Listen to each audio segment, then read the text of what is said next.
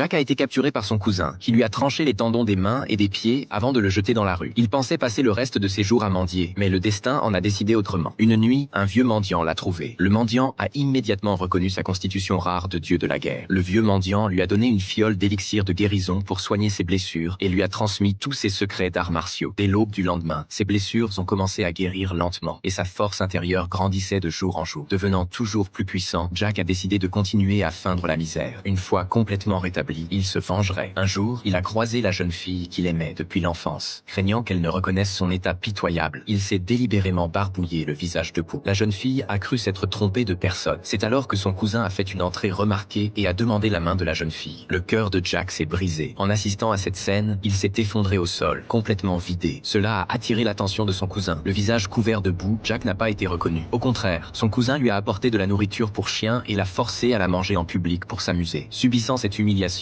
Jack n'a eu d'autre choix que de l'avaler devant tout le monde. La foule a éclaté de rire. Après cela, il s'est entraîné sans relâche pour revenir plus fort. Enfin, le jour du tournoi d'arts martiaux familial, il était complètement rétabli. Ayant même acquis la force de dominer n'importe qui, il s'est dirigé droit vers la reine.